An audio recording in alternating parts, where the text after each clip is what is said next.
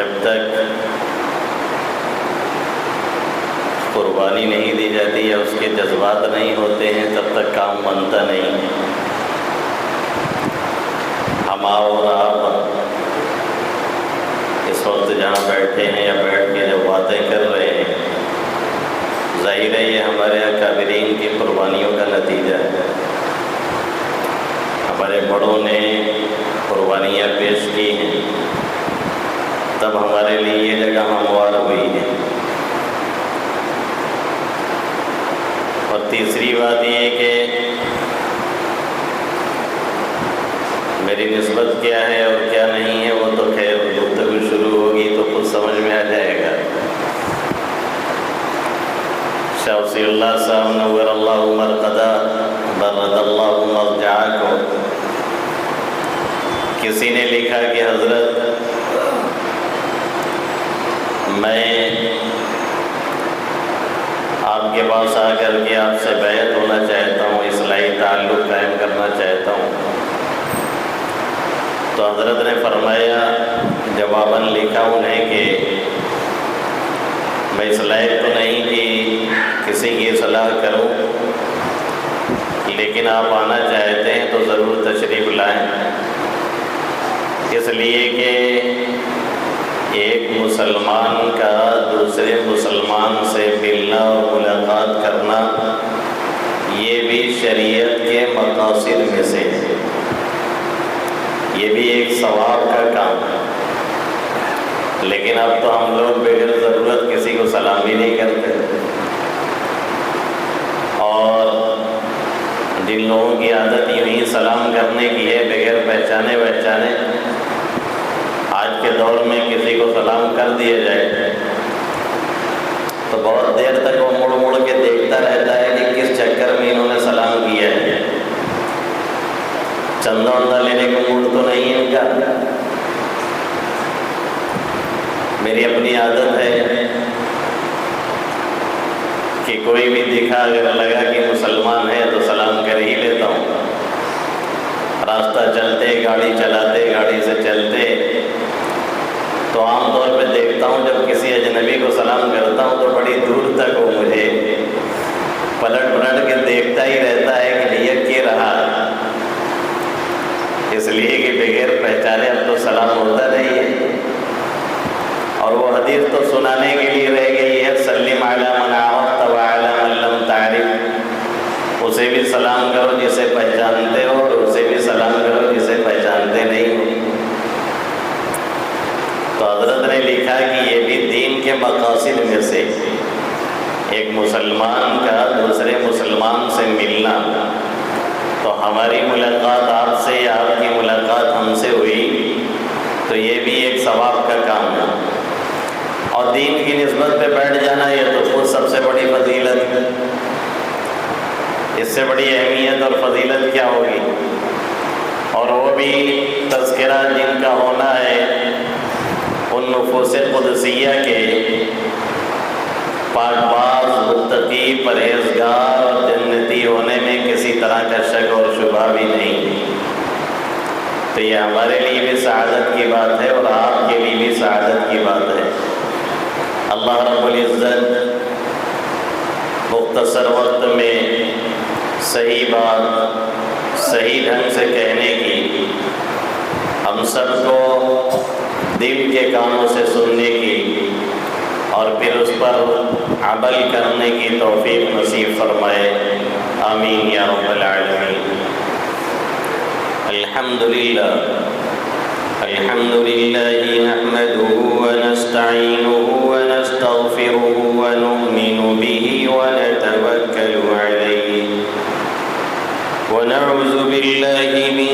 شرور انفسنا ومن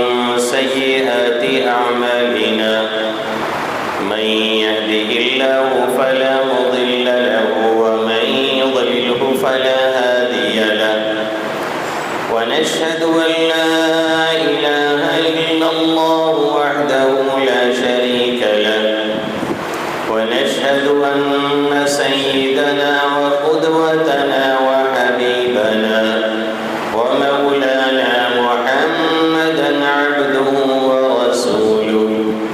सल्लल्लाहु ताला अलैहि व अला आलिहि व अस्हाबिहि व औलादिहि व अज़वाजिहि व अंसारिहि व अतबाइहि व अशियाइहि व मुहिब्बिहि व उम्मतिहि व अलैना मअहुम अजमईन व सल्लम तस्लीमन कसीरन कसीरा। أما بعد فقد قال الله تبارك وتعالى في كتابه المجيد بعد أعوذ بالله من الشيطان الرجيم بسم الله الرحمن الرحيم لا يستوي منكم من أنفق من قبل الفتح وقاتل أولئك أعظم درجة وقال تبارك وتعالى قل الحمد لله وسلام على عباده الذين اصطفى الله خير أما يشركون وقال تبارك وتعالى محمد رسول الله والذين معه أشداء على الكفار رحماء بينهم تراهم ركعا سجدا يبتغون فضلا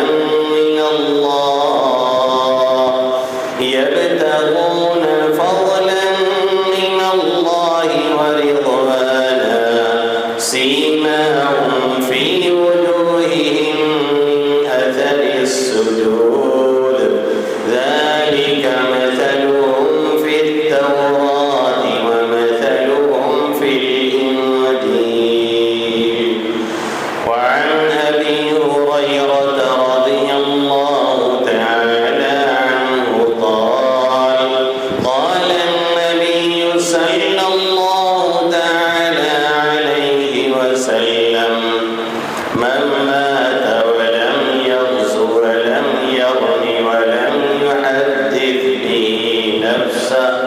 مات على شعبة من نفاق أو كما قال سيدنا وهادينا محمد صلى الله تعالى عليه وسلم। मेरे मोहतरम बुजुर्गों और दोस्तों, मेरे गयूर नौजवान साथियों और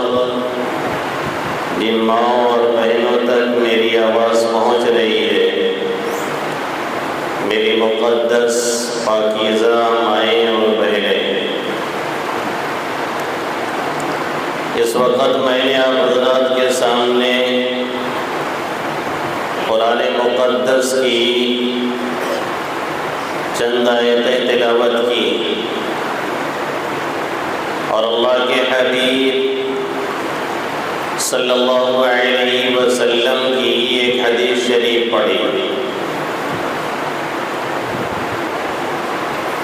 इन आयतों में जिनके फ़ज़ाइल, जिनके मरातिब और जिनके मरातिब और जिनके मकामात का तज़किरा किया गया है, और रूए ज़मीन पर अंबिया के बाद सबसे मुक़द्दस और सबसे मोतबर और सबसे मेयारी जमात है। इन आयत के अंदर अल्लाह रब्बुल इज़्ज़त ने एक तो उनके मकाम को वाज़े किया और दूसरे یہ بھی بتلا دیا کہ جیسے نبوت یہ کسبی نہیں ہے، وہابی ہے۔ ہم جسے چاہتے ہیں نبی بناتے ہیں، کوئی اپنی کوشش اور کوئی اپنی محنت سے نبی نہیں بنا کرتا ہے۔ بعد میں جو لوگ آئے اور جنہوں نے اپنی کوشش سے نبی بننے کا دعویٰ کیا یا نبی ہونے کا دعویٰ کیا، تو اکثر کے ہوش ٹھکانے لگا دیے گئے۔ اور صحابہ کرام کا یہ سب سے پہلا اجماعی عقیدہ رہا، اور سب سے پہلے اسی پر اتفاق ہوا اور اجماع ہوا کہ اللہ کے حبیب صلی اللہ علیہ وسلم یہ آخری نبی اور آخری پیغمبر ہیں، اب دوسرا کوئی نبی اور پیغمبر آنے والا نہیں ہے۔ اس میں اگر ذرہ برابر کسی کو شک یا شبہ ہے تو وہ ایمان سے خارج ہے۔ آقا مدنی صلی اللہ علیہ وسلم نے بہت سی حدیثوں میں اور اللہ نے آیتوں میں اسے واضح کر دیا ہے، اور آقا نے بڑے کھلے لفظوں میں فرمایا ان الرسالہ والنبوہ قد انقطعت بی فلا نبی بعدی ولا رسول، کہ چاہے رسالت ہو چاہے نبوت ہو، یہ سب کے سب میرے اوپر ختم ہو گئی ہیں، مکمل ہو گئی ہیں۔ یا ختم ہونے کا مطلب ہے مکمل ہونا۔ جیسے ستارے نکلتے ہیں تو تھوڑی سی روشنی محسوس ہونے لگتی ہے، اور اس کے بعد چاند نکلتا ہے، چاندنی پھیلتی ہے تو روشنی اور بڑھتی ہے۔ لیکن جب سورج آتا ہے تو ساری کی ساری روشنی مات پڑ جاتی ہے، اور سورج آ کر کے ساری روشنی کا خاتمہ کر دیتا ہے، یعنی تکمیل کر دیتا ہے۔ اب اس کے بعد مزید روشنی کی حاجت اور ضرورت نہیں رہ جاتی ہے۔ ایسے ہی اللہ کے حبیب صلی اللہ علیہ وسلم نے قصر نبوت کی تکمیل کر دی۔ اب کسی نبی اور پیغمبر کی حاجت اور ضرورت نہیں رہ گئی۔ ودیعت اس قدر کی ملت بیضا کی تابانی، قیامت تک نہیں اب حاجت پیغمبر ثانی۔ اللہ کے حبیب صلی اللہ علیہ وسلم نے اس ملت کی اور اس دین کی ایسی تکمیل فرمائی ہے، اور اتنی تابانی اور رونق اور کھلا طریقہ اسے دیا ہے کہ قیامت کی صبح تک اب کسی دوسرے پیغمبر کے آنے کی کوئی ضرورت نہیں رہی۔ اور جو کام پیغمبر نے کرنا تھا وہ اب انبیاء کے وارثین یعنی علماء کرام سنبھالے رہے تھے۔ کسی تحریف کرنے والے کی تحریف، کسی باطل پرست کے بطلان کو شریعت کے اندر گھسنے کی اجازت قطعاً نہیں دی جائے گی۔ یہ علماء کرام ہیں جو اسے سنبھالے رکھیں گے۔ اللہ کے حبیب صلی اللہ علیہ وسلم یہ آخری پیغمبر، اور آقا کی آمد ہی اس لیے ہے کہ آقا کی اتباع کی جائے۔ آقا کی آمد اسی لیے ہے کہ آقا کی سیرت اور صورت اور سنتوں کو اپنایا جائے۔ آقا کی آمد ہی اسی لیے ہے کہ آقا کی زندگی میں جھانک کر کے اپنی زندگیوں کو سنوارا جائے۔ لیکن مسئلہ یہ ہے کہ سیرت نبوی صلی اللہ علیہ وسلم کو مکمل اپنا لینا یہ ہمارے اور آپ کے اور اکثر انسانوں کے بس سے باہر ہے، کیونکہ سیرت کہتے ہیں نبی کی ذاتی زندگی کو، اور نبی کی ذاتی زندگی کی ریس کون کر پائے گا؟ کون ہے جو پیچھا کرے آقا مدنی صلی اللہ علیہ وسلم کی ذاتی زندگی کا؟ یہاں تو حالت یہ ہے کہ اگر ایک وقت کھانے کو نہیں ملتا ہے تو شام تک ہمیں اور آپ کو چونا آنے لگتا ہے، ٹھیک سے دکھائی نہیں دیتا ہے۔ اور وہاں حالت یہ ہے کہ ایک ایک مہینہ گزر جا رہا ہے، بیت نبوت میں دھواں تک نہیں اٹھ رہا ہے۔ ایک شاعر نے کہا اور بالکل بجا کہا، سخاوت کے سبب سے بیشتر مقروض رہتے تھے، بچا کر کچھ نہ رکھتے، سائلوں سے لا نہ کہتے تھے۔ وہ 63 سال کی عمر مبارک آپ نے پائی، مسلسل 3 دن بھی پیٹ بھر روٹی نہیں کھائی، کھجوروں اور پانی پر معیشت گھر کی چلتی تھی، گزر جاتے مہینے آگ چولہے میں نہ جلتی تھی، کئی دن اور رات فاقوں سے اپنے کاٹ لیتے تھے، شکم پر بھوک کی شدت میں پتھر باندھ لیتے تھے۔ صلی اللہ علیہ وسلم۔ اب اس نبی کی سیرت کو بنانے کی اگر کوشش ہم اور آپ کریں تو ظاہر ہے کہ یہ کوئی آسان کام ہمارے اور آپ کے لیے نہیں ہے۔ آقا کی سیرت اور آقا کی ذاتی زندگی تو یہ ہے کہ اتنی لمبی رکعت ہو رہی ہے کہ اللہ کو بھی ترحم سے آواز دینی پڑ رہی ہے اور کہنا پڑ رہا ہے،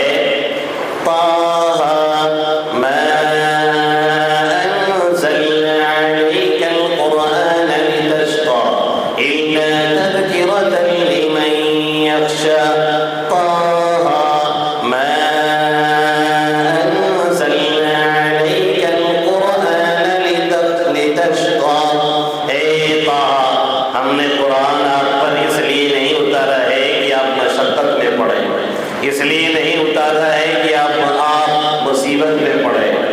اس لیے قرآن آپ پر نہیں نازل کیا گیا ہے۔ اسی کو مستر حسوری مرحوم نے کہا اور بالکل بجا کہا کہ نوافل سے شغف اور اس کی کثرت اتنی فرماتے، نوافل سے شغف اور اس کی کثرت اتنی فرماتے، قیام لیل میں پائے مبارک ورم کر جاتے، ترحم سے خدا نے عرش سے آواز دی، طٰہٰ مشقت اور مصیبت آپ سے میں نے نہیں چاہا، طٰہٰ ما انزلنا علیک القرآن لتشقى الا تذکرۃ لمن یخشی۔ اور ساری رات جو عبادت چل رہی تھی اس میں کمی کرائی گئی اور حکم دیا گیا، یا ایھا المزمل قم اللیل الا قلیلا نصفہ او انقص منہ قلیلا او زد علیہ ورتل القرآن ترتیلا۔ یہ ہے محمد عربی صلی اللہ علیہ وسلم کی ذاتی زندگی۔ اسی لیے عام صحابہ کرام عموماً سنتوں کو اپنا کے چلے، ذاتی زندگی کی ریس کرنا اور پیچھا کرنا آسان کام نہیں ہے۔ اس لیے اللہ کے حبیب صلی اللہ علیہ وسلم نے اس مسئلے کو اور آسان فرمایا، ہمارے لیے، آپ کے لیے، آنے والے انسانوں کے لیے آقا نے بڑی آسانی فرما دی، اور ایک کھلا طرز اور ایک کھلا طریقہ اور ایک کھلا معیار اللہ کے حبیب صلی اللہ علیہ وسلم نے ہمیں اور آپ کو دیا اور عطا فرمایا۔ جب آقا مدنی صلی اللہ علیہ وسلم نے یہ فرمایا کہ میری امت 73 فرقوں میں بٹے گی، ان میں سے ایک وہ ہیں جو نجات پائیں گے، اور ایک جماعت ایسی ہے جو نادی ہوگی، ایک فرقہ ہے جو نادیہ ہوگا جسے جنت ملے گی اور وہ جنت میں جائے گا۔ تو صحابہ کرام میں سے بعض نے پوچھ لیا، من ہم یا رسول اللہ، اے اللہ کے حبیب صلی اللہ علیہ وسلم وہ کون ہے؟ آقا مدنی صلی اللہ علیہ وسلم نے کیا فرمایا؟ ما انا علیہ واصحابی، جس پر میں ہوں اور جس پر میرے صحابہ کرام ہیں۔ میری زندگی دیکھیے اور میرے صحابہ کرام کی زندگی دیکھیے، کیونکہ جیسے مجھے چنا گیا ہے ایسے ہی صحابہ کرام کو میرے لیے چنا گیا ہے۔ کوئی اپنی کوشش سے نبی نہیں بن سکتا، ایسے ہی کوئی اپنی کوشش سے صحابی نہیں بن سکتا۔ اسی لیے اللہ نے قرآن مقدس میں فرمایا قُلِ الْحَمْدُ لِلَّهِ وَسَلَامٌ عَلَىٰ عِبَادِهِ الَّذِينَ اصْطَفَىٰ اللَّهُ خَيْرٌ عَمَّا يُشْرِكُونَ۔ اے محمد عربی صلی اللہ علیہ وسلم، آپ کہہ دیجئے، آپ فرما دیجئے ساری تعریفیں اللہ کے لیے ہیں اور سلامتی ہو اس کے برگزیدہ بندوں پر۔ یہاں پر ایک تفسیر کے مطابق جیسا کہ حضرت عبداللہ ابن عباس اور سفیان ثوری نے تفسیر کی ہے کہ یہاں برگزیدہ بندوں پہ جو سلامی نازل کی جا رہی ہے اور جو سلامتی کی بات کی جا رہی ہے وہ صحابہ کرام رضوان اللہ تعالی علیہم اجمعین کی ذات ہے اور یہی نفوس قدسیہ مراد ہے۔ اسی لیے دادا جان مولانا عبدالحلیم صاحب نور اللہ مرقدہ برد اللہ مرجع، جب بھی کسی صحابی کا نام آتا، کسی بھی صحابی کا اسم گرامی آتا، فرماتے کہ بڑے جلیل القدر صحابی ہیں، بڑے اونچے درجے کے صحابی ہیں، پھر فوراً فرماتے ہر صحابی جلیل القدر ہوا کرتا ہے، ہر صحابی اونچے درجے کا ہوا کرتا ہے۔ یہ جو ہم اور آپ کبھی کبھی یہ سنتے ہیں فلاں صحابی اونچے درجے کے ہیں، فلاں صحابی اوسط درجے کے ہیں، فلاں صحابی ادنا درجے کے ہیں، یہ لیول اور معیار جو قائم کیا جاتا ہے یہ ان کے آپس کے اعتبار سے ہوتا ہے، ورنہ ہمارے اور آپ کے اعتبار سے ہر صحابی عظمت اور تقدس کے اس مقام کو پہنچا ہوا ہے جہاں پوری زندگی ہم اور آپ سجدے میں ناک رگڑتے رہ جائیں اور ولایت اور بزرگی کی ساری چوٹیاں سر کر لیں، پھر بھی کسی صحابی کی گرد کو نہیں پا سکتے، اس لیے کہ سب کچھ ہونے کے بعد وہ دو آنکھیں کہاں سے لے کر کے آئیں گے جنہوں نے ایمان اور اسلام کی حالت میں اللہ کے حبیب صلی اللہ علیہ وسلم کا دیدار کیا تھا۔ سب کچھ ہونے کے بعد وہ چند ثانیے، چند لمحے، چند سیکنڈ اور چند منٹ کہاں سے لے کر کے آئیں گے جنہوں نے ایمان اور اسلام کی حالت میں اللہ کے حبیب صلی اللہ علیہ وسلم کی صحبت پائی تھی اور صحبت اٹھائی تھی، اور جن کو یہ دولت مل گئی ایمان اور اسلام کی حالت میں وہ صحابی کہلائے جنہیں آقا نے دیکھ لیا اس حالت میں، جنہوں نے آقا کو اس حالت میں دیکھ لیا، جنہوں نے آقا کی صحبت اس حالت میں پالی، وہ صحابی کہلائے، اور دنیا ہی میں انہیں جنت کا سرٹیفکیٹ اور پروانہ عطا کیا گیا۔ تو بعد والے محنت کرتے رہے، بعد والے کوشش کرتے رہے، بعد والے ناک رگڑتے رہے سجدے میں، کسی صحابی کی گرد کو کبھی بھی نہیں پا سکتے۔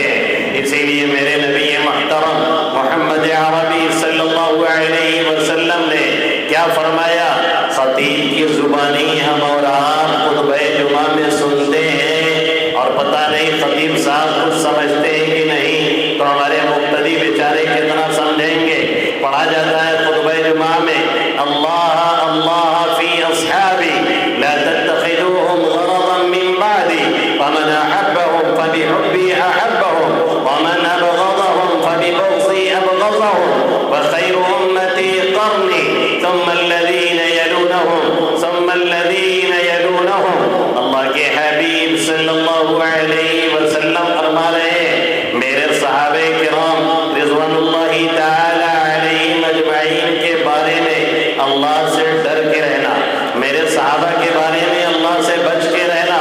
میرے بعد کبھی بھی ان کو تنقید کا نشانہ نہیں بنانا۔ جو بھی ان سے محبت کرتا ہے میری محبت کی وجہ سے، جو ان سے بغض رکھے گا تو پھر میرا بھی بغض شامل ہے، اور سب سے بہتر زمانے کے لوگ یہی ہیں میرے زمانے کے لوگ، اور ان کے بعد جو تابعین آئیں گے اور ان کے بعد جو تابعین آئیں گے، پھر بددینی عام ہونا شروع ہو جائے گی۔ یہ زبان رسالت مآب صلی اللہ علیہ وسلم سے نکلا ہوا جملہ ہے جسے کوئی کاٹ نہیں سکتا ہے۔ تو سب سے مقدس ہستی اور سب سے مقدس جماعت اور سب سے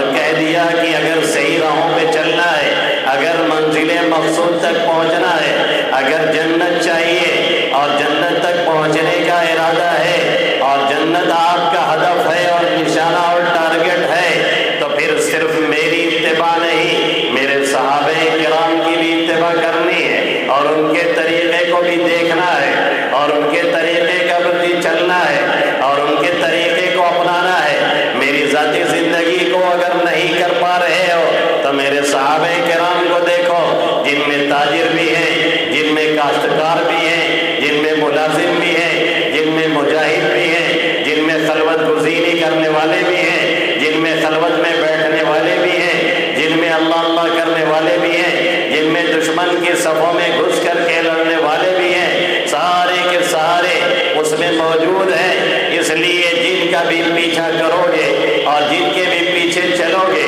اور جن کی بھی اقتداء کرو گے اور جن کے بھی پیچھے چلو گے تو منزل مقصود پہ پہنچ جاؤ گے۔ اور اگر نسبت وہاں سے نہیں جڑتی ہے اور اگر نسبت وہاں تک نہیں پہنچتی ہے اور اگر ان کا دل میں ان کی عظمت اور محبت اور عقیدت نہیں ہے تو پھر یقین مانو ساری زندگی سجدے میں پڑے رہ جاؤ لیکن کبھی بھی منزل مقصود تک نہیں پہنچ سکتے ہو، اس لیے کہ جو طریقہ تھا وہ تم نے چھوڑ دیا اور جو مین پیٹرن تھا اس سے تم نے روگردانی کی ہے۔ آقا کی سنت اگر معلوم ہوگی تو صحابہ کرام کے واسطے سے، آقا کی سیرت اگر معلوم ہوگی تو صحابہ کرام کے واسطے سے، آقا کا طرز اگر معلوم ہوگا تو صحابہ کرام کے واسطے سے، آقا کا طور طریقہ اگر معلوم ہوگا تو صحابہ کرام کے واسطے سے، آقا کا چلنا کیا ہے، آقا کا بولنا کیسا ہے، آقا کی رفتار کیسی ہے، آقا کی گفتار کیسی ہے، آقا کا کردار کیسا ہے، آقا کی ہنسی کیسی ہے، آقا کا مسکرانا کیسا ہے، آقا کی گھریلو زندگی کیسی ہے، آقا کی معاشرتی زندگی کیسی ہے، آقا کی باہر کی زندگی کیسی ہے، آقا کے غزوات میں کیا حالات رہے ہیں، یہ ساری چیزیں صحابہ کرام ایک ایک کر کے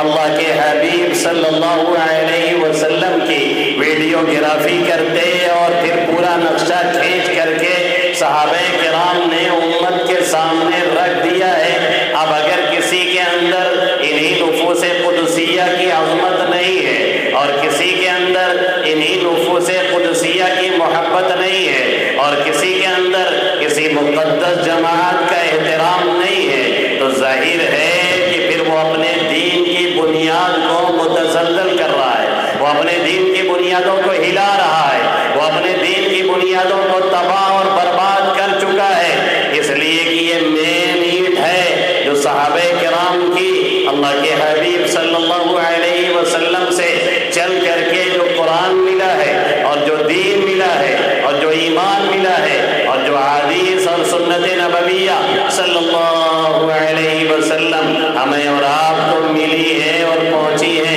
انہیں صحابہ کرام کے واسطے سے ملی اور پہنچی ہے، اس لیے ان کا احترام ہر حال میں ضروری ہے۔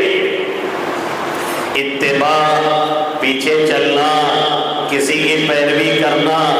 اور کسی کے نقش قدم کو اختیار کرنا، یہ تو ظاہر ہے کہ سبھی کی اتباع نہیں ہوگی اور نہ ہو سکتی ہے، یہ تو ظاہر ہے کہ سبھی کے پیچھے آپ نہ چل سکتے ہیں نہ چلیں گے۔ اللہ کے حبیب صلی اللہ علیہ وسلم نے اسی لیے فرما دیا اصحابی کالنجوم فبأیہم اقتدیتم اہتدیتم، میرے صحابہ کرام ستاروں کے مانند ہیں، جن کی بھی اتباع کرو گے اور جن کے بھی نقش قدم پر چلو گے تم منزل مقصود یعنی جنت تک پہنچ جاؤ گے۔ یہ تو پکی بات ہے کہ اتباع اور اقتداء میں کسی ایک کے پیچھے چلنا ہوگا، لیکن جو احترام ہونا چاہیے اور جو عظمت ہونی چاہیے وہ ایک ایک صحابی کی دلوں کے اندر جاگزی اور پیوست ہونی چاہیے۔ اب المیہ یہ ہے، اب مسئلہ یہ ہے کہ یہ چیز تو ہے ہمارے عقائد کے تعلق سے اور یہ چیز ہے ہمارے عقیدے کے تعلق سے اور اتنا اہم ہے کہ اس میں ذرہ برابر بھی اگر چوک ہوئی تو سارا دین ہمارا کام سے چلا گیا، دین اور ایمان کی ہماری بنیادیں ڈھہ گئی ہے۔ عمارت تو چھوڑ دیجیے، جب بنیاد ہی نہیں ہے تو تعمیر کہاں سے ہوگی؟ جب بنیاد ہی نہیں ہے تو آپ کون سی تعمیر کریں گے اور کون سی دیوار اٹھائیں گے؟ بنیاد ہوتی ہے، پلر ہوتا ہے، تب جا کر کے اس پر عمارت کھڑی کی جاتی ہے۔ اب یہاں پلر اور بنیاد ہی نہیں ہے تو عمارت کس چیز پہ کھڑی کی جائے گی؟ کیا ہوائی محل تعمیر کر رہے ہیں؟ کیا ہوائی قلعہ تعمیر کر رہے ہیں؟ اس معاملے میں ہمیں جتنا حساس ہونا چاہیے تھا اور اس معاملے میں ہمارے اور آپ کے لوگوں کو جتنی حساسیت دکھلانی چاہیے تھی، آج کے دور میں یقینی طور سے وہ احساس ہمارے اور آپ کے اندر، ہماری ماں اور بہنوں کے اندر اور ہمارے ینگسٹر اور بڑوں کے اندر یہ بات نہیں رہ گئی ہے۔ دین کہاں سے لیا جا رہا ہے؟ نیٹ سے لیا جا رہا ہے۔ دین کہاں سے لیا جا رہا ہے؟ فیس بک سے لیا جا رہا ہے۔ دین کہاں سے لیا جا رہا ہے؟ واٹس ایپ یونیورسٹی سے لیا جا رہا ہے۔ اور ایک بات کوئی اٹھا کر کے چلتا کرتا ہے اور ہم اور آپ اسے دین سمجھ کر کے آگے فارورڈ کرتے چلے جاتے ہیں۔ 3 کروڑ کچھ لاکھ ویب سائٹ دین کے نام پہ چل رہی ہے۔ 3 کروڑ سے کچھ زیادہ ویب سائٹ دین کے نام پہ چل رہی ہے، جس میں سے 2 کروڑ سے زیادہ یہودی چلا رہے ہیں، اسلام مخالف لوگ چلا رہے ہیں، اور 1 کروڑ کے قریب اسلام کو ماننے والے یا اسے فالو کرنے والے چلا رہے ہیں۔ اور اس میں بھی چلانے والے زیادہ تر وہ ہیں جنہیں دین کا صحیح علم نہیں ہے، جنہیں دین کے بارے میں صحیح پتہ نہیں ہے، جنہیں دین کے بارے میں صحیح علم نہیں ہے۔ پھر ان سے لے کر کے کوئی بات جب آگے پھیلائی جائے گی اور پہنچائی جائے گی تو نتائج کتنے بھیانک نکلیں گے یہ ہم اور آپ سمجھ سکتے ہیں۔ اسی لیے ہمیں اور آپ کو قرآن کریم نے ادب سکھلایا ہے، ہمیں اور آپ کو قرآن کریم نے ادب بتلایا ہے۔ جہاں اللہ نے اپنے خاص بندوں کی صفات بیان کی ہے اور ان کے احوال بیان کیے ہیں، وہاں پہ اللہ نے بیچ میں یہ آیت ان کے بارے میں نازل فرمائی ہے، وَالَّذِينَ إِذَا ذُكِّرُوا بِآيَاتِ رَبِّهِمْ لَمْ يَخِرُّوا عَلَيْهَا صُمًّا وَعُمْيَانًا وَالَّذِينَ إِذَا ذُكِّرُوا بِآيَاتِ رَبِّهِمْ لَمْ يَخِرُّوا عَلَيْهَا صُمًّا وَعُمْيَانًا۔ اللہ کے خاص بندے اور اللہ کے نیک بندے وہ ہیں جب ان کے سامنے اللہ کے احکامات کا اور ان کی آیتوں کا تذکرہ کیا جاتا ہے، اس کے ذریعے سے انہیں نصیحت کی جاتی ہے تو اس پر اندھے اور بہرے ہو کر کے نہیں گرتے ہیں، پوری بصیرت کے ساتھ اسے لیتے ہیں، بصیرت اور سمجھ کے ساتھ اسے آگے لیتے ہیں، پھر اس کے بعد سمجھنے کے بعد آگے اسے پڑھاتے ہیں۔ اور یہاں ہم اور آپ کوئی بھی میسج ملتا ہے فوراً اسے فارورڈ کرتے ہیں اور اس کے بعد اس میں نیچے لکھا رہتا ہے صدیق اکبر نے یہ کہا ہے، فاروق اعظم نے یہ کہا ہے، عثمان غنی کا یہ ملفوظ ہے، حضرت علی مرتضیٰ کا یہ قول ہے، معاذ بن جبل کا یہ فرمان ہے اور فلاں صحابی کا یہ فرمان ہے۔ اب اس کی تہ میں جایا جائے اور ٹٹولا جائے تو پتہ چلا کہ حضرت معاذ بن جبل نے، صدیق اکبر نے، عمر فاروق نے، عثمان غنی نے، علی مرتضیٰ نے، ابی بن کعب نے، حذیفہ بن یمان نے، کسی صحابی نے اس طرح کی بات کہی ہی نہیں۔ سوچنا تو دور کی بات ہے، کہنا دور کی بات ہے، لیکن ہم اور آپ دین کے چکر میں اور جنت سے قریب ہونے کے چکر میں فوراً فارورڈ کرتے ہیں۔ پتہ یہ چلا کہ ایک انجانے سے انداز میں بجائے جنت کے جہنم کے قریب چلے جاتے ہیں، کیونکہ یہ بہتان ہوا صحابی پر، کیونکہ یہ بہتان ہوا صدیق اکبر پر، کیونکہ یہ بہتان ہوا عمر فاروق پہ، کیونکہ یہ بہتان ہوا عثمان غنی پہ، کیونکہ یہ بہتان ہوا علی مرتضیٰ پہ، کیونکہ یہ بہتان ہوا معاذ بن جبل پہ، کیونکہ یہ بہتان لگا ابی بن کعب کے، کیونکہ یہ بہتان لگا حذیفہ بن یمان پہ، کیونکہ یہ بہتان لگا سعد بن ابی وقاص پہ، کیونکہ یہ بہتان لگا دوسرے صحابہ کرام پہ۔ جو بات انہوں نے نہیں کی آپ نے ان کی طرف منسوخ کر کے چلتا کر دیا۔ یہ ہمارے اور آپ کے درمیان بہت تیزی سے چل رہا ہے۔ ایک حدیث بہت سے لوگ اسٹیٹس لگاتے تھے، جس گھر کے دروازے رشتہ داروں پہ بند اور جس گھر کے دروازے اپنے مہمانوں پہ بند اور جس گھر کے دروازے فلاں شخص پہ بند اور صلہ رحمی نہیں تو اس گھر کے دروازے سے رزق بند، اور یہ وہ مسلم شریف کا حوالہ۔ ایک مرتبہ ایک صاحب اسٹیٹس لگائے تھے تو میں نے سوچا یار بہت لوگ اس کو شیئر کرتے ہیں، لاؤ آج اس کی تلاشی لے لیں۔ اب جا کر کے جو اس کی تلاشی لینا شروع کیا تو پتہ چلا کہ مسلم شریف تو چھوڑیے، کسی بھی حدیث کی کتاب میں وہ حدیث موجود ہی نہیں، کسی بھی حدیث کی کتاب میں وہ حدیث موجود ہی نہیں ہے۔ اور مسلم شریف میں جہاں پہ حوالہ دیا گیا ہے اور جو نمبر دیا گیا ہے وہاں پہ اس طرح کی باتیں ہی نہیں ہیں، حدیث کا ملنا تو دور کی بات ہے۔ اور سب اسٹیٹس لگا رہے ہیں اور فیس بک پہ شیئر کر رہے ہیں۔ یہ ہماری اور آپ کی نادانی اور غفلت ہے، اور وہیں سے سلو پائزن دیا جاتا ہے صحابہ کرام سے بدزنی کا، صحابہ کرام سے دوری کا، صحابہ کرام سے بغض کا، اور وہیں آ کر کے ایسے ایسے پگڑی باندھ کر کے لوگ تقریر کرتے ہیں اور ایسے لچھے دار انداز میں ہمیں اور آپ کو سمجھاتے ہیں۔ پتہ چلا کہ ہمارا وہ نوجوان جو اپنے مقامی علماء سے، علماء حق سے جڑا نہیں ہے، جو ان سے ملتا نہیں ہے، جو ان کی صحبت میں بیٹھتا نہیں ہے، جو ان کے پاس جاتا نہیں ہے، اور جو دین سیکھتا ہے نیٹ کے ذریعہ سے، اور جو دین سیکھتا ہے فیس بک کے ذریعہ سے، اور جو دین سیکھتا ہے گوگل کے ذریعہ سے، اور جو دین سیکھتا ہے کسی اور واٹس ایپ یونیورسٹی کے ذریعہ سے، اس کا انجام یہ ہوتا ہے کہ وہ دین کم سیکھ رہا ہوتا ہے، اور دین کی آڑ میں اس کے اندر کہیں بغض صحابی داخل کیا جاتا ہے، اور کہیں دین سے سلو پائزن دے کر کے دوری اختیار کروائی جاتی ہے۔ یہ طریقہ چل رہا ہے مارکیٹ کے اندر،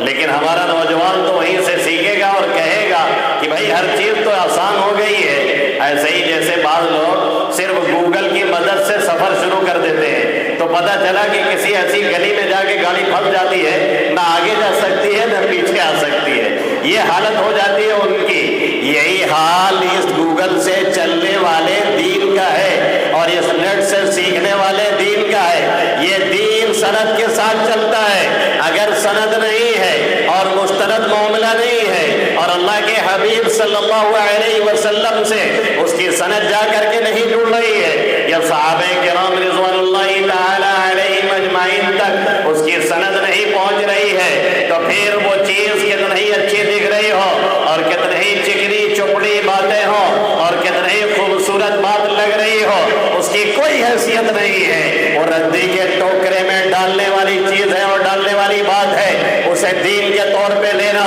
اسے دین کے طور پہ شیئر کرنا، اسے دین بتانا، یہ سراسر گمراہی ہے اور جنت نہیں، جنت سے دوری کا سبب بنتی ہے۔ اس لیے اگر چاہتے ہیں کہ اپنا دین اور ایمان سلامت رہے اور صالح رہے اور محفوظ رہے، تو صحابہ کرام اور نفوس قدسیہ کا احترام اور ان کی عقیدت دل و دماغ میں جمانی اور بیٹھانی ضروری ہے، اور اپنی آل اولاد کو بھی یہی چیز سنانا اور بتلانا ضروری ہے، اور یہ بتانا ضروری ہے کہ صحابی کون ہوتے ہیں۔ مشکل یہ ہے کہ 25 سال 30 سال کا نوجوان ہے، اسے یہ پتہ نہیں کہ صحابی کون ہے، اسے یہ پتہ نہیں کہ محمد عربی صلی اللہ علیہ وسلم کون ہے، اسے یہ پتہ نہیں کہ آقا آئے کہاں تھے، اسے یہ پتہ نہیں کہ آقا نے مکہ میں کتنے سال محنت اور کوششیں کی، اور آقا نے مکہ کی گلیوں میں کیا کیا پریشانیاں اٹھائی اور کھیلی ہیں، اسے یہ خبر نہیں کہ مدینہ النبی ہجرت کرنے کے بعد 10 سال بھی میرا نبی چین سے بیٹھا اور سویا نہیں ہے، مدینہ میں بھی آپ کو تنگ کیا گیا اور آپ کے قتل کی بار بار سازشیں کی گئی اور منصوبے بنائے گئے، اور کبھی غزوہ بدر ہے، کبھی غزوہ احد ہے، کبھی غزوہ احزاب ہے، کبھی کوئی غزوہ ہے، اور کبھی خیبر ہے، کبھی بنو قریظہ ہے، کبھی کوئی غزوہ ہے۔ اس طریقے سے میرا نبی چلتا رہا تاکہ یہاں تک کہ آقا مدنی صلی اللہ علیہ وسلم اس دنیا سے جانے لگے تو کم و بیش 1.25 لاکھ صحابہ کرام رضوان اللہ تعالی علیہم اجمعین کی جماعت کو تیار کر کے ہمارے اور آپ کے لیے کھڑا کیا تھا، اور یہ کہہ دیا تھا کہ جو طریقہ میرا ہے، اور یہ کہہ دیا تھا کہ جس طریقے میں میرے صحابہ کرام ہیں، اس کو جب تم فالو کرو گے اور اس پہ چلو گے اور اسے اپناؤ گے تو پھر تم جنت تک پہنچ جاؤ گے، اور یہی طریقہ ہے جس کے ذریعے سے تمہیں جنت ملے گی۔ اور اگر ان کا احترام نہیں، ان کی عظمت نہیں، اور ان کا تقدس نہیں، اور ان کے آداب نہیں بجا لاتے ہو، اور ان کی عقیدت نہیں اور محبت نہیں، تو پھر لاکھ تم جتن کرتے رہو اور کوشش کرتے رہو اور محنت کرتے رہو، کبھی بھی جنت تو دور کی بات ہے، جنت کی ہوا بھی نہیں ملنے والی ہے اور اس کی مہک بھی نصیب نہیں ہونے والی ہے۔ اسی لیے عمر فاروق رضی اللہ تعالیٰ عنہ ایک مرتبہ جب شام کی طرف نکلے تھے تو راستے میں ایک راہب جب اس کو پتہ چلا کہ خلیفہ ثانی امیر المومنین عمر الفاروق رضی اللہ تعالیٰ عنہ یہاں پہ رکے اور ٹھہرے ہیں تو اپنی کٹیا سے نکل کر کے ملنے کے لیے آپ سے آیا اور آ کر کے اس نے ملاقات کی، جس کی عبادت کی وجہ سے، ریاضت کی وجہ سے، محنت اور کوشش کی وجہ سے ہڈیاں گل چکی تھی، چمڑے اور گودے نہیں، ہڈیوں کے گودے گلنے لگے تھے۔ عمر فاروق اسے دیکھ کر کے رونے لگے۔ جب وہ چلا گیا تو صحابہ کرام نے رونے کی وجہ پوچھی، آخر آپ کو اسے دیکھ کر کے رونا کیوں آیا؟ حضرت عمر فاروق رضی اللہ تعالی عنہ نے کیا فرمایا معلوم ہے؟ فرمایا کہ کیا تم نے قرآن مقدس کی یہ آیت کریمہ نہیں پڑھی ہے؟ اور کیا تم نے حل اتاک حدیث الغاشیہ یہ سورہ نہیں پڑھی ہے جس میں اللہ کہہ رہا ہے حل اتاک حدیث الغاشیہ وجوہ یومئذ خاشعہ عاملۃ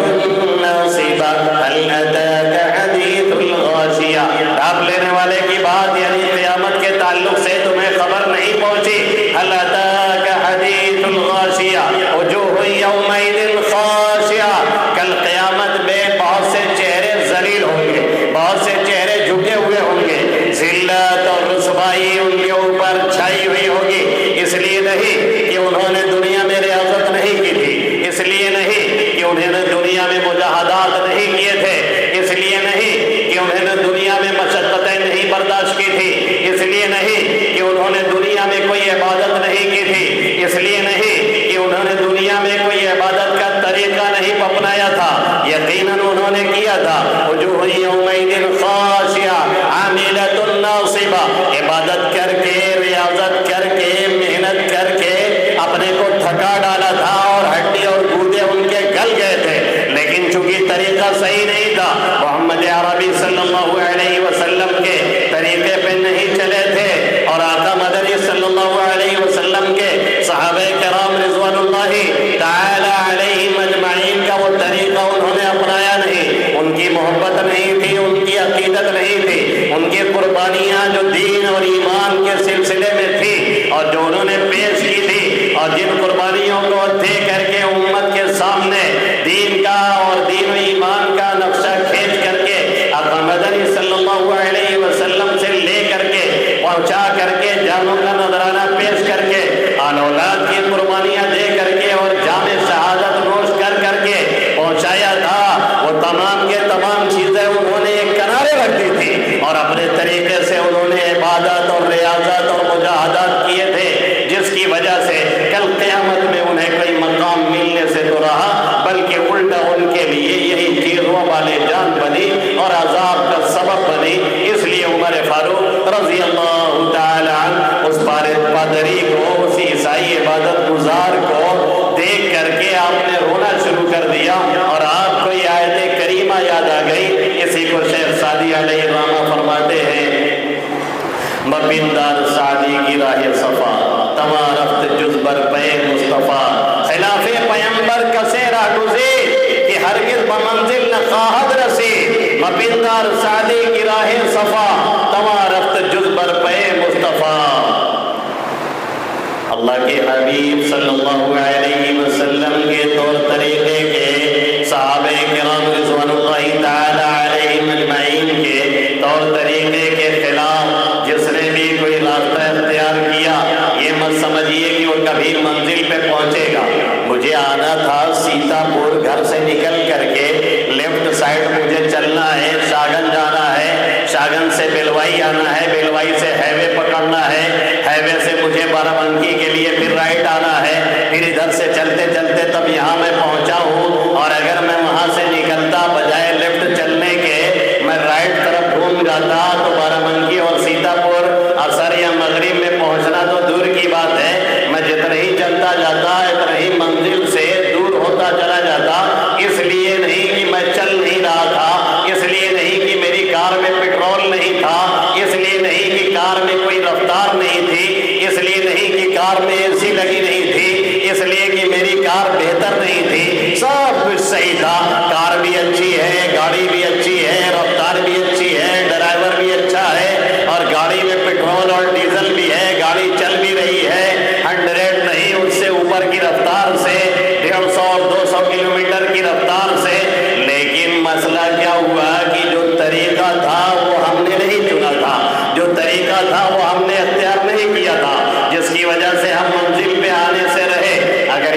طریقہ ہم نہ اختیار کرتے تو یہاں تک ٹائم پہ پہنچنا دور کی بات ہے، ہم جتنے ہی چلتے منزل سے اور دور ہوتے چلے جاتے۔ ایسے ہی جو لوگ صحابہ کرام کو چھوڑ کر کے، ایسے ہی جو لوگ ان کی قربانیوں کو فراموش کر کے، اور ایسے ہی جو لوگ ان کی راہوں سے ہٹ کر کے، ایسے ہی جو لوگ ان کے طور طریقے کو خیر بات کہہ کر کے، ایسے ہی جو لوگ ان کو بھلا کر کے، ایسے ہی جو لوگ ان کے احترام کو پامال کر کے، ایسے ہی جو لوگ ان کے تقدس کو پامال کر کے، ایسے ہی جو لوگ ان کی طاعت اور اطاعت کو پامال کر کے، ایسے ہی جو لوگ ان کی محبت سے دوری اختیار کر کے یہ سمجھتے ہیں کہ ہم کوئی راستہ چنیں گے اور محنت کریں گے اور ریاضت کریں گے اور مجاہدات کریں گے اور ہم کوئی منزل پا لیں گے، وہ کبھی بھی منزل پانے والے نہیں ہیں، کبھی بھی انہیں منزل ملنے والی نہیں ہے، اور کبھی بھی وہ جنت کے راستے کو طے کرنے والے نہیں ہیں۔ اگر جنت چاہیے تو صحابی کو پکڑیے، اگر جنت چاہیے تو صحابی کا احترام کیجیے، اگر جنت چاہیے تو ان کی قربانیوں کو دیکھیے، اگر جنت چاہیے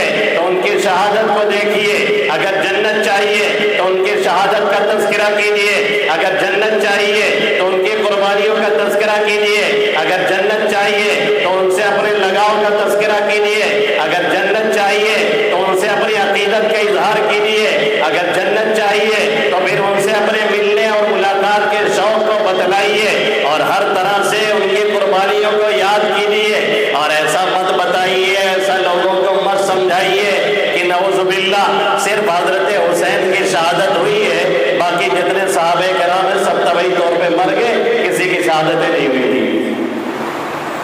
صرف ایک ہی شہادت تو اسلام میں ہوئی، باقی اسلام میں کہاں کسی کی شہادت ہوئی؟ سب لوگ تو اپنی موت مرے،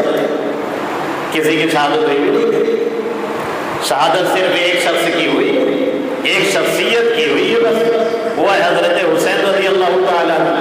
باقی کسی کی شہادت ہی نہیں ہوئی۔ ایسا ہی نہ باور کرایا جاتا ہے، ایسا ہی نہ احساس دلایا جاتا ہے، ایسا ہی نہ یہ کہا جاتا ہے کہ بھائی حضرت حسین، اس میں دو رائے نہیں ہے کہ حضرت حسین ہماری آنکھوں کا تارا ہے، اس میں دو رائے نہیں ہے کہ حضرت حسین ہمارے دلوں میں بستے ہیں، اس میں دو رائے نہیں ہے کہ حضرت حسین سے محبت دین اور ایمان کی علامت ہے، لیکن صرف انہیں سے نہیں، ان سے بھی اور صحابہ کرام سے بھی، ان سے بھی اور دیگر صحابہ کرام سے بھی، ان سے بھی اور دیگر ازواج مطہرات سے بھی، حضرت فاطمہ سے بھی اور دیگر بنات سے بھی، آپ کی بیٹی حضرت صاحبزادی حضرت فاطمہ سے بھی اور دیگر صاحبزادیوں سے بھی۔ ایسا نہیں ہونا چاہیے کہ صرف ایک نام آئے حضرت حسین، صرف ایک نام آئے حضرت علی، صرف ایک نام آئے حضرت فاطمہ، اس کے علاوہ کوئی نام ہی سننے کو آپ کو نہیں مل رہا ہے۔ بھائی 1.25 لاکھ میں سے سب کہاں چلے گئے؟ صرف ایک نام آپ کے سامنے ہے،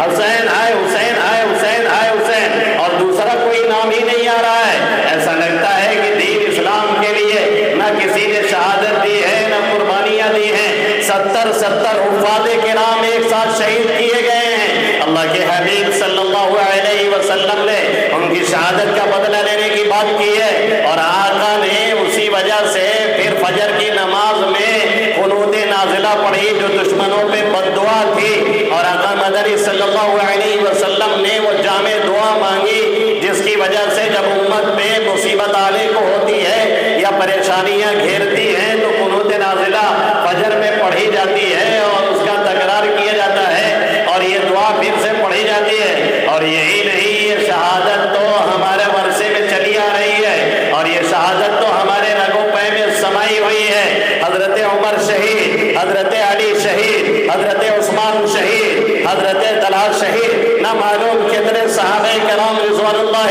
تعالی علیہم اجمعین ہیں جنہوں نے جام شہادت نوش کیا ہے۔ اور شہادت کا اگر تذکرہ کیا جائے اور ایک ایک صحابی کا بار بار کیا جائے تو بھی میرے خیال سے 360 دن یوں ہی نکل جائیں گے۔ اور اسلام کے لیے جو شہادت اور جو قربانیاں صحابہ کرام، تابعین اور تبع تابعین اور امت کے لوگوں نے پیش کیا ہے وہ کسی قوم نے نہیں دیا ہے۔ اور اگر اتنی شہادت کسی اور قوم میں ہوئی ہوتی یا کسی اور قوم کو اتنا دبایا گیا ہوتا، اتنا ٹارچر کیا گیا ہوتا اور اتنی بے دردی سے پوری کی پوری امت کو شہید کیا گیا ہوتا تو یقین مانیے اس کا پنپنا مشکل ہوتا، لیکن یہ اللہ کا فضل ہے اور کرم ہے اور اس کے دین کو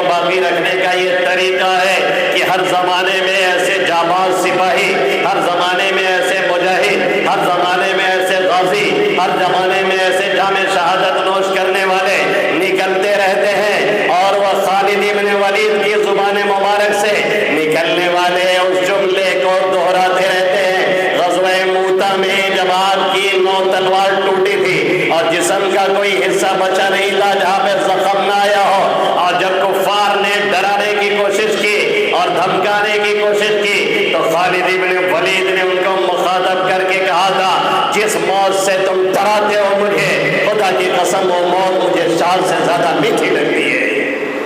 یہ ہے اس امت کے ماننے والے لوگ، یہ ہے اس نبی کے ماننے والے لوگ جنہوں نے اس طرح سے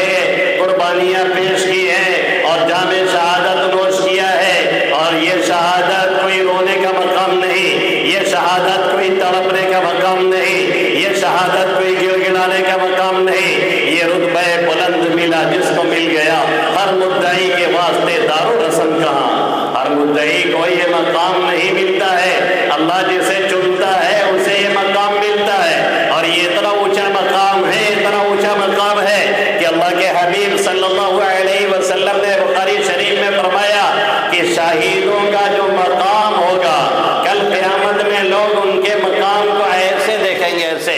اتنا سر اٹھا کے دیکھنا پڑے گا کہ لوگوں کی ٹوپیاں پیچھے گر جائیں گی۔ یہ مقام ایک شہید کا ہوگا۔ اور اللہ کے حبیب صلی اللہ علیہ وسلم نے تو یہاں تک فرما دیا، جو میں نے روایت پڑھی تھی جس کا ترجمہ یہ ہے، من مات ولم يغزو ولم يرمي ولم يحدث به نفسا مات على شعبة من نفاق، جو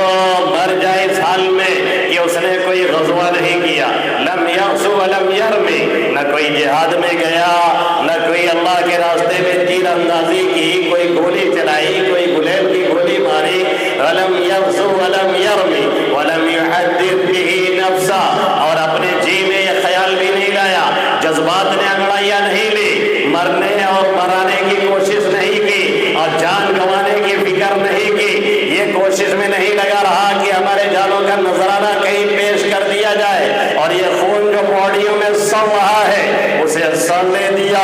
ڈرتا رہا، گھبراتا رہا، جھکتا رہا، پیٹتا رہا، لیکن کبھی یہ جذبہ جہاد اس کے دل و دماغ میں انگڑائی نہیں لیا۔ اللہ کے حبیب صلی اللہ علیہ وسلم فرما رہے، من مات ولم يغزو ولم يرمي ولم يحدث به نفسا مات على شعبة من نفاق، جو اس حال میں مر جائے، نہ وہ کوئی جہاد کرے، کوئی غزوہ کرے، نہ کوئی تیر اندازی کرے، نہ کوئی گولی چلائے، اور نہ اس کے دل و دماغ میں یہ جذبات پیدا ہو کہ ہم بھی دین میں کہیں کام آ جائیں، ہم بھی قربان ہو جائیں، ہم بھی جام شہادت نوش کر لیں، ہم بھی یہاں گریں اور سیدھے جنت میں پہنچ جائیں، کیونکہ آقا مدنی صلی اللہ علیہ وسلم نے فرمایا، الجہاد مختصر طریق الجنہ، یہ جہاد یہ جنت کا سب سے آسان اور ہلکا طریقہ ہے۔ ادھر چوٹی کے کاٹنے کی ایک لہر شہید کو دوڑتی ہے اور ادھر جنت میں وہ عیاشیاں کرتا ہے اور وہاں ٹہلنا شروع کرتا ہے۔ یہ قرآن کہہ رہا ہے، اور قرآن کہہ رہا ہے کہ وہ کھاتا ہے اور پیتا ہے، مستی کرتا ہے، خوش رہتا ہے، اللہ نے اسے جو دیا ہے اس میں وہ مگن رہتا ہے۔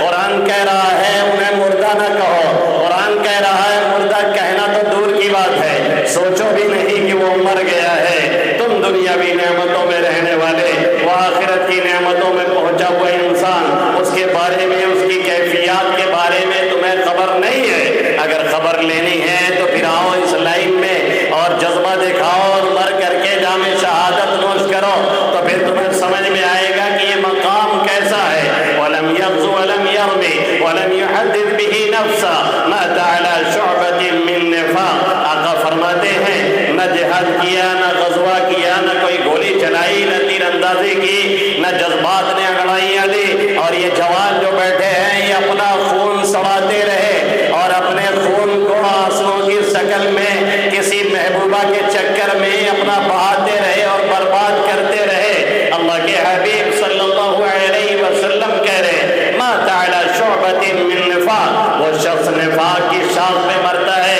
منافق ہوتا ہے، اس کا ایمان صحیح نہیں، اس کا دین صحیح نہیں، جسے اللہ پہ یقین ہوگا اور جسے اس کے حبیب صلی اللہ علیہ وسلم سے محبت ہوگی، جنہوں نے احد میں جا کر کے اپنے خون کا نذرانہ پیش کیا تھا، اور طائف میں جنہوں نے پتھر کھائے تھے، اور جنہوں نے یہ طے کیا تھا کہ جام شہادت نوش کیا کیا جائے، اور ایک مرتبہ نہیں کئی مرتبہ مجھے شہید کیا جائے، لوجدت ان اقتل ثم احیا ثم اقتل ثم احیا ثم اقتل ثم احیا ثم اقتل، یہ میرے نبی کی چاہت تھی، اور ہم اور آپ ہے جو اس سے راہ فرار اختیار کر رہے ہیں، ہم اور آپ ہے جو اس سے بھاگ رہے ہیں۔ یہ بھاگنے کی چیز نہیں، گھبرانے کی چیز نہیں، ڈرنے کی چیز نہیں، رونے کی چیز نہیں، یہ خوش ہونے کا مقام ہے کہ یہ بلند مرتبہ مل گیا۔ ایک صحابیہ اللہ کے حبیب صلی اللہ علیہ وسلم کے در اقدس پہ حاضر ہوتی ہے، جہاد کے موقع سے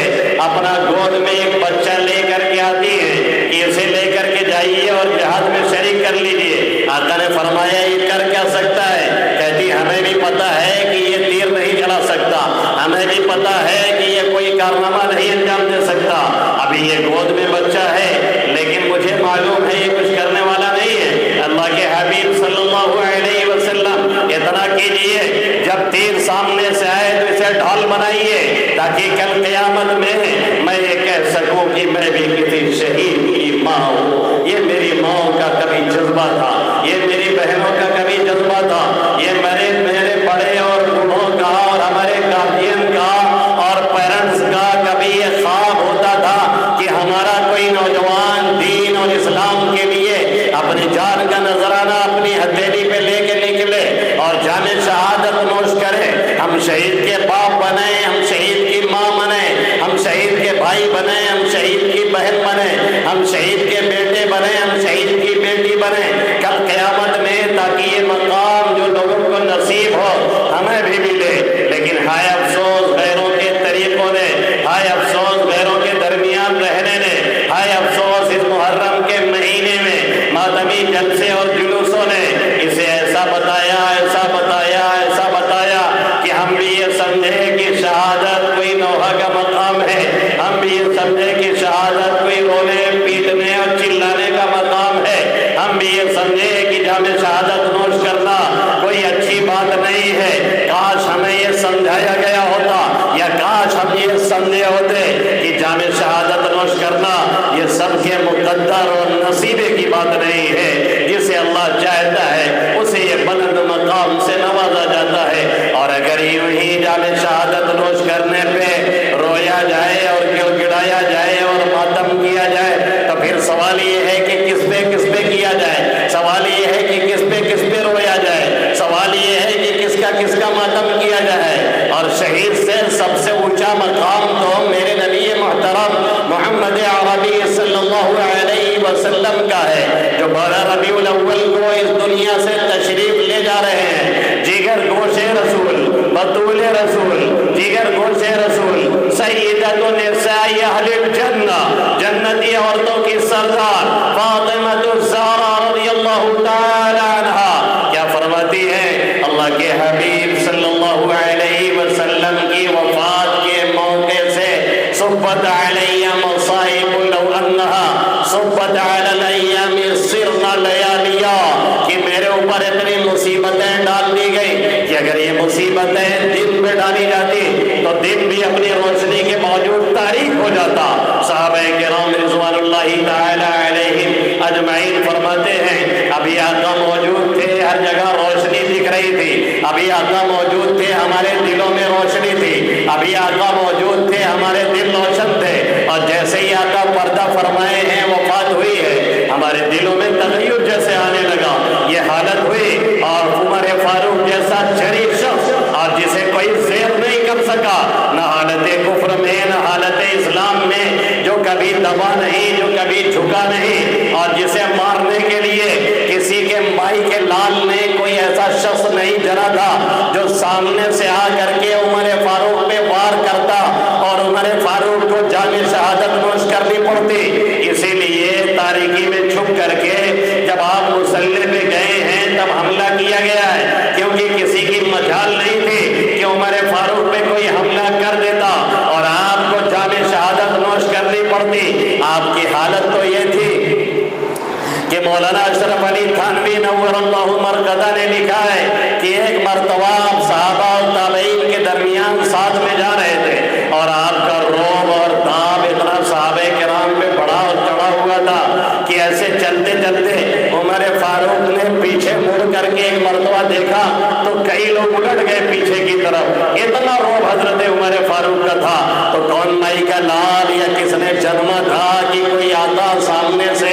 مقابلہ کرتا اور وار کرتا، اس لیے چھپ کر کے آپ پر وار کیا گیا۔ اتنا جری انسان، اتنا بہادر انسان، جس کی جرات اور جس کی جلالت اور جس کی بصالت اور جس کی جرات کا داد دینی اور کہنی پڑتی ہے، اور جس کے بارے میں ایک انگریز رائٹر نے، ایک انگریز مصنف نے یہاں تک لکھا ہے کہ اگر ایک اور عمر پیدا ہو گیا ہوتا تو دنیا سے کفر کا خاتمہ ہو جاتا، کفر کا نام و نشان مٹ گیا ہوتا۔ اگر ایک عمر اسی طرح سے اور پیدا ہو گیا ہوتا، یہ ہے عمر فاروق رضی اللہ تعالیٰ عنہ۔ اور جب کوئی ہنگامہ ہوتا تھا تو آقا مدنی صلی اللہ علیہ وسلم کی نگاہ عمر فاروق کی طرف ہی اٹھتی تھی، اور عمر فاروق ننگی تلوار لیے گردن کاٹنے کے لیے تیار رہتے۔ یہ عمر فاروق کا مقام تھا۔ اور صدیق اور قاری صدیق صاحب نور اللہ مرقدہ نے انہی کے بارے میں وہ شعر کہا ہے کہ کبھی ایوان باطل میں جو ہلچل ہونے لگتی ہے،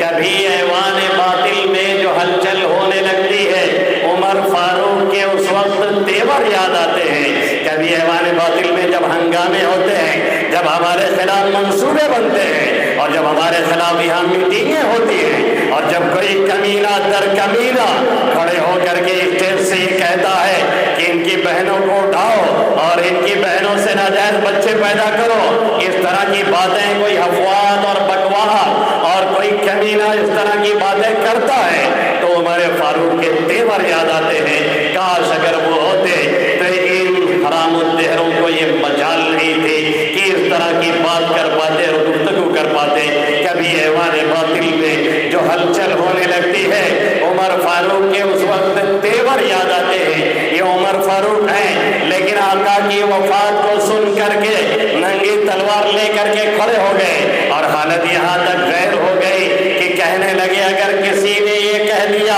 کہ محمد عربی صلی اللہ علیہ وسلم اس دنیا سے چلے گئے ہیں تو میں اس کی گردن اتار لوں گا۔ یہ حالت صحابہ کرام کی تھی، لیکن پھر بھی کسی صحابی نے ماتم نہیں کیا، کسی صحابی نے نوحہ نہیں کیا، کسی صحابی نے اس طرح کی پریشانی کا اظہار نہیں کیا، کیونکہ اللہ کے حبیب صلی اللہ علیہ وسلم نے صاف لفظوں میں کہہ دیا تھا لَيْسَ مِنَّا مَنْ ضَرَبَ الْخُدُودَ وَشَقَّ الْجُيُوبَ وَدَعَا بِدَعْوَى الْجَاهِلِيَّةِ وہ شخص ہم میں سے نہیں، وہ ہمارے طریقہ کار میں سے نہیں ہے، وہ ہمارے طریقے پہ چلنے والا نہیں ہے، جو اپنے چہرے پہ مارے مصیبت کے وقت، جو اپنا گریبان چاک کرے اور جو جاہلیت کی پکارے، نوحہ کرے، ماتم کرے، جزا فضا کرے، اس طرح کے ہنگامے کرے، اس طرح سے مصیبتوں کا اظہار کرے اور اس طرح سے بیان بازیاں کرے۔ اللہ کے حبیب صلی اللہ علیہ وسلم نے فرمایا وہ ہمارے طریق میں سے نہیں، ہمارے ماننے والوں میں سے نہیں ہے۔ اس لیے نہ کسی صحابی نے کیا، نہ تابعی نے کیا، نہ تبع تابعی نے کیا، اور ایسے ہی چلتے چلے آئیے، آپ چلے آئیں گے۔ کئی سو صدیوں تک یہ سلسلہ نہیں رہا، پھر اس کے بعد یہ فرضی واڑہ کھڑا کیا گیا اور محبت کا یہ طریقہ ایجاد کیا گیا، اور یہ فرضی طریقہ لوگوں کے سامنے لایا گیا، اور اپنے عیب کو چھپانے کے لیے اور اپنی کارستانیوں کو چھپانے کے لیے اور اپنی بدماشیوں کو چھپانے کے لیے اس طرح کے لوگوں کے سامنے چیزیں گڑھی گئی، اور لوگوں کے سامنے یہ بتایا گیا کہ ہمیں سب سے زیادہ ان لوگوں کے لیے پریشان ہیں اور ہم مر رہے ہیں، اور اسلام میں ایک ہی شہید ہے اور دوسرا کوئی شہید نہیں، جبکہ شہید عمر فاروق بھی ہے، شہید حضرت عثمان غنی بھی ہے، شہید علی مرتضیٰ بھی ہے، شہید حضرت حمزہ جو اللہ کے حبیب صلی اللہ علیہ وسلم کے چچا ہیں، غزوہ احد میں اس انداز سے جام شہادت نوش کرتے ہیں کہ آقا کے چشم نبوت چھلک چھلک پڑتی ہے۔ آقا دیکھتے ہیں تو دیکھ کر کے برداشت نہیں ہوتا ہے، آقا رو رو کر کے کہتے ہیں کہ آئندہ جب موقع ملا تو ایک کے بدلے میں 70 سے بدلہ لوں گا، اور ایک کے بدلے 70 کو میں مارے بغیر نہیں رہوں گا۔ یہ آقا کی زبان مبارک سے جملہ نکلا، اور جب آپ کی پھوپھی اجازت چاہتی ہے اپنے بھائی کو دیکھنے کے لیے تو آقا کیا کہتے ہیں؟ دیکھنے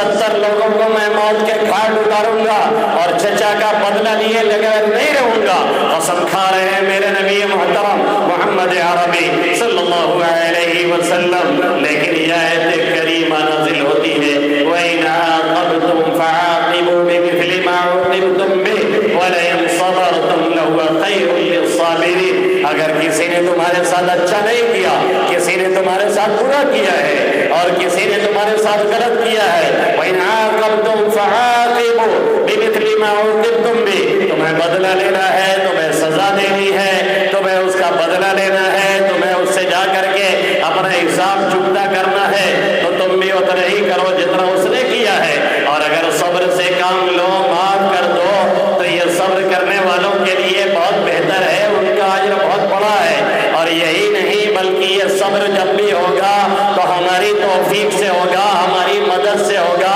हम ही चाहेंगे तभी तुम्हें सब्र मिलेगा। वस्बिर वमा सब्रुका इल्ला बिल्लाह, सब्र से काम लीजिए और आपको सब्र भी जो होगा तो हमारी तौफीक से, अल्लाह की मदद से। अल्लाह के हबीब सल्लल्लाहु अलैहि वसल्लम पर जब ये आयत करीमा नाजिल हुई तो आका मदनी सल्लल्लाहु अलैहि वसल्लम के सीने में जो आग दहक रही थी और इंतकाम के जो जज्बात अनवाइयाँ ले रहे थे वो सद पड़ गए और आका ने माफ कर दिया और ये बतलाया कि तरीका ये है, और ये बतलाया कि तरीका ये नहीं है कि नौहा किया जाए, तरीका ये नहीं है कि मातम किया जाए, तरीका ये नहीं है कि एक को याद किया जाए सबको फरामोश कर दिया जाए, तरीका ये नहीं है कि एक की मोहब्बत की आड़ में सबको निशाना बनाया जाए, तरीका ये नहीं है कि एक से मोहब्बत का इजहार किया जाए और सबसे बेजारी जाहिर की जाए, तरीका ये नहीं है, बल्कि तरीका ये है कि उमर से भी मोहब्बत, सिद्दीक से भी मोहब्बत,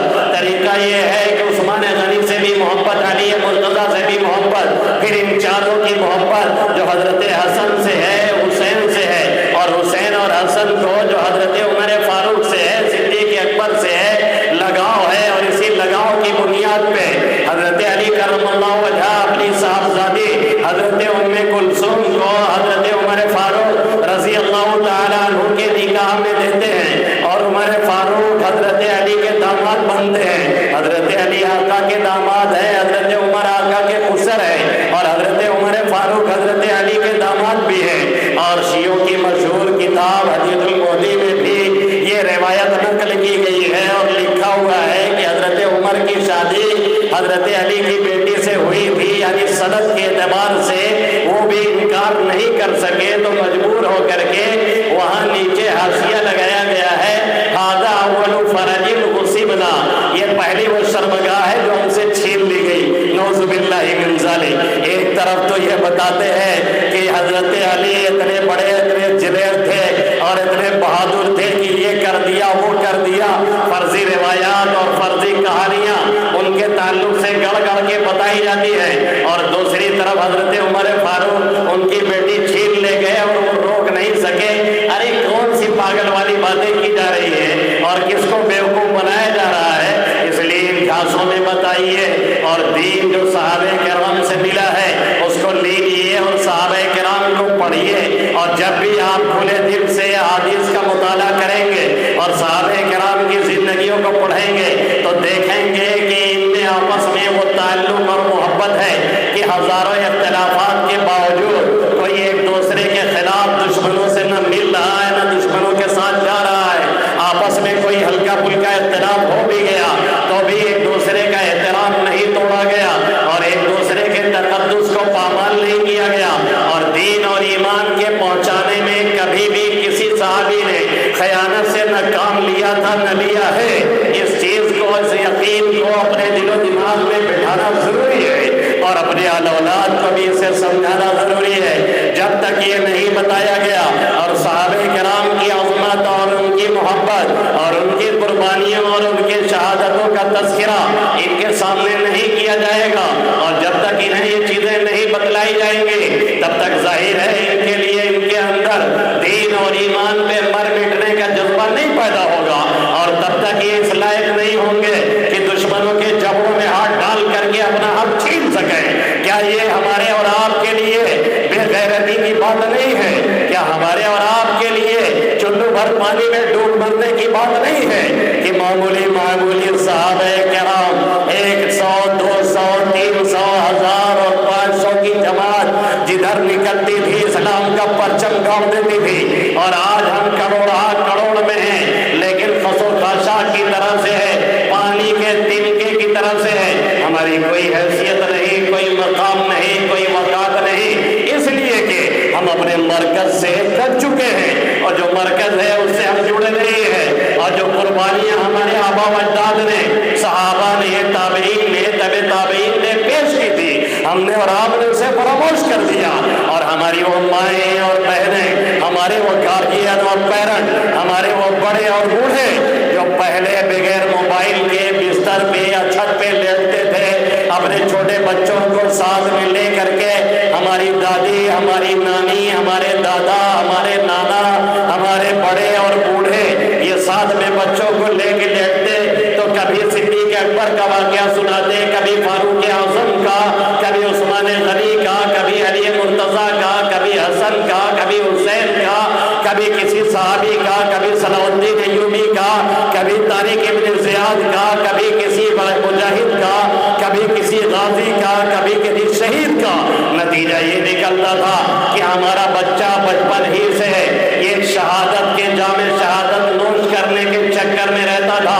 اور وہ موت سے گھبراتا نہیں تھا، اور وہ موت کی آنکھوں میں آنکھیں ڈال کر کے بات کیا کرتا تھا، اور وہ جانتا تھا کہ دین اسلام کے لیے مر جانا یہ سب سے بڑی فضیلت ہے، اور اسی پر مرنا، اسی پہ رہنا ہمارے اور آپ کے لیے دین اور دنیا کے اعتبار سے، دونوں اعتبار سے کامیابی کی گارنٹی ہے اور ضامن ہے۔ لیکن افسوس ہے افسوس، ہماری ماں اور بہنوں نے جب سے انٹرنیٹ ایجاد ہوا، موبائل ایجاد ہوا، رات میں جاتے ہوئے، سوتے ہوئے، بیڈ پہ جاتے ہوئے، بیڈ سے اٹھتے ہوئے وہی سیریل ہے، وہی گانا ہے، وہی ویر ہے، وہی پیر ہے، وہی موٹو پتلو ہے، وہی پب جی ہے، وہی فری فائر ہے، وہی سیریل ہے، دن رات چلتا ہے۔ نہ سوتے ہوئے دعا پڑھی جاتی ہے، نہ پڑھائی جاتی ہے، نہ سوتے ہوئے آیت الکرسی پڑھی جاتی ہے، نہ پڑھائی جاتی ہے، نہ سوتے ہوئے سورہ فاتحہ پڑھی جاتی ہے، نہ پڑھائی جاتی ہے، اور نہ سورہ فلق ہے، نہ سورہ ناس ہے، نہ کوئی درود ہے، نہ کوئی دعا ہے، نہ کلمہ ہے۔ اسی حالت میں لوگوں کی رات ہوتی ہے، اور اٹھنے کے بعد فوراً اٹھا کر کے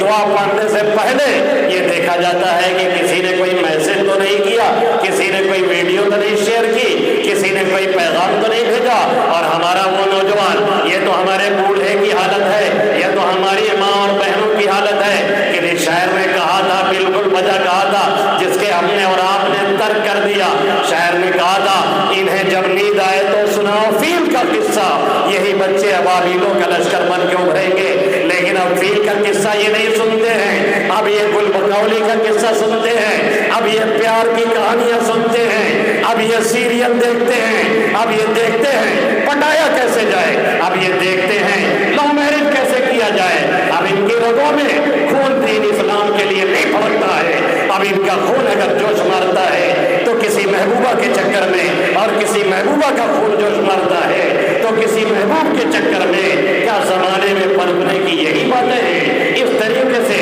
اگر جی رہے ہیں تو تباہی اور بربادی جو ہمارا مقدر بنی ہے اور بنتی جا رہی ہے اور آئندہ بنتی رہے گی، اسے کوئی دنیا کی طاقت ہٹانے والی نہیں ہے۔ یاد رکھیے، جو مصیبت ہمارے بدعمالیوں کی وجہ سے آ رہی ہے، جو مصیبت ہماری بدعقیدگی کی وجہ سے آ رہی ہے، جو مصیبت ہماری بد کرداری کی وجہ سے آ رہی ہے، جو مصیبت ہماری عیاشیوں کی وجہ سے، سرمستیوں کی وجہ سے، بدماشیوں کی وجہ سے آ رہی ہے، اسے دنیا کی کوئی بھی طاقت دور نہیں کر سکتی ہے، سوائے اس کے کہ پلٹ کر کے ہمارے ینگسٹر، ہمارے نوجوان، ہماری نئی جنریشن آئے اللہ کے حبیب صلی اللہ علیہ وسلم کے دین کو دیکھیں، ایمان کو دیکھیں، اپنا ایمان سنواریں، اپنی نسلوں کو سنواریں، اور فکر کریں ہمارے بڑے، ہمارے بوڑھے، ہمارے گارجین، ہمارے پیرنٹ، ہماری مائیں، ہماری بہنیں، یہی مائیں تھی جن کی گود میں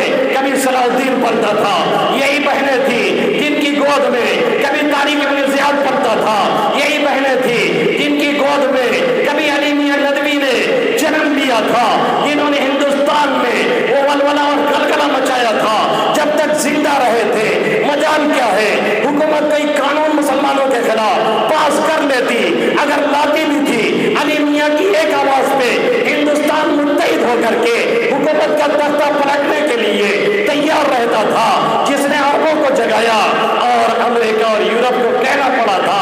کہ اگر ہمیں کسی کتاب پہ پابندی لگانے کا اختیار ہوتا تو ہم علی میاں ندوی کی اس کتاب ماذا خسر العالم بانحطاط المسلمین، مسلمانوں کی گراوٹ کی وجہ سے دنیا میں جو گراوٹ آ رہی ہے، آخر اس کے اسباب کیا ہے، وجوہات کیا ہے، ریزن کیا ہے، فیکٹر کیا ہے، عوامل کیا ہے، علی میاں ندوی نے عربوں کو جگایا، اجمیوں کو جگایا، ہندوستانیوں کو جگایا، امریکہ اور یورپ کے لوگوں نے کہہ دیا اگر پابندی لگانے کا اختیار ہوتا ہم اس کتاب پہ لگاتے۔ یہی علی میاں ندوی علیہ الرحمہ یتیم بچے ہیں، ماں نے پالا ہے، روز 2 رکعت نماز پڑھ کر کے ان کے لیے دعا کرتی، اللہ انہیں بزرگ بنانا، اللہ انہیں عالم بنانا، ان سے دنیا میں دین کا کام لینا۔ 60-70 سال تک ماں لگاتار دعا کرتی رہی، جس کی ماں ایسی نیک ہوگی اس کا بچہ ایسے ہی ہوگا۔ آج ماں کا حال یہ ہے، دودھ پلا رہی ہیں، گانا سن رہی ہیں، دودھ پلا رہی ہیں، سیریل دیکھ رہی ہیں، دودھ پلا رہی ہیں، فلم چل رہی ہے، کھانا پکا رہی ہیں، کان میں آلے لگے ہیں، گانے سنے جا رہے ہیں، اس کھانے میں بھی اثر ہے،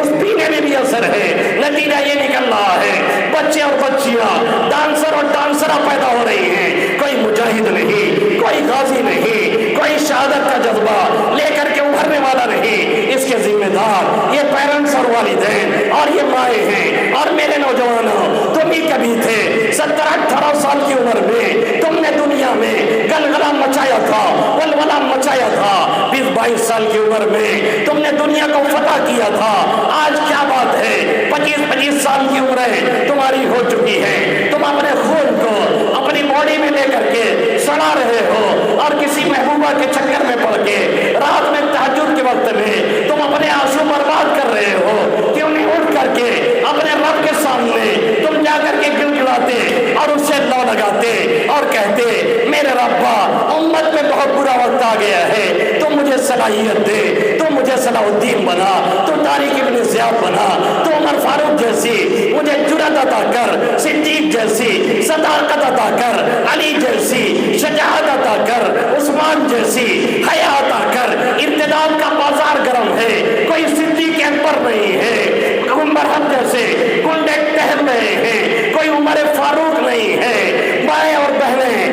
اور بہنیں بے حیائی کی چادریں ان کے سروں سے اتاری جا رہی، ڈالی جا رہی ہیں، حیا چھینی جا رہی ہے۔ کوئی عثمان غنی نہیں ہے، گنڈے تنگناتے پھر رہے ہیں، کوئی علی مرتضیٰ نہیں ہے۔ کاش کی ہمارے نوجوان ان نفوس قدسیہ کی سیرت پڑھتے، انہیں سلمان خان یاد ہیں، انہیں کیٹرینہ کیف یاد ہیں، انہیں شاہ رخ خان یاد ہیں، انہیں تیرے نام میرے نام یاد ہے۔ انہیں نہیں پتا ہے تو صحابی کا نام نہیں پتا، انہیں نہیں معلوم ہے تو صحابی کا مقام نہیں معلوم، انہیں نہیں معلوم ہے تو شہادت کا مقام نہیں معلوم، انہیں نہیں معلوم ہے تو کتنے لوگوں نے دین اسلام کے لیے جامع شہادت نوش کیا، یہ نہیں معلوم۔ اے میرے پیارے نوجوانوں، پلٹ کر کے آؤ دین اور اسلام کی طرف، تاکہ اسلام کی آبیاری ہو اور ہمارا اور آپ کا جو قلعہ دھستا جا رہا ہے وہ پھر سے اوپر آ جائے۔ عافیت چاہو تو آؤ، دامن اسلام میں یہ وہ دریا ہے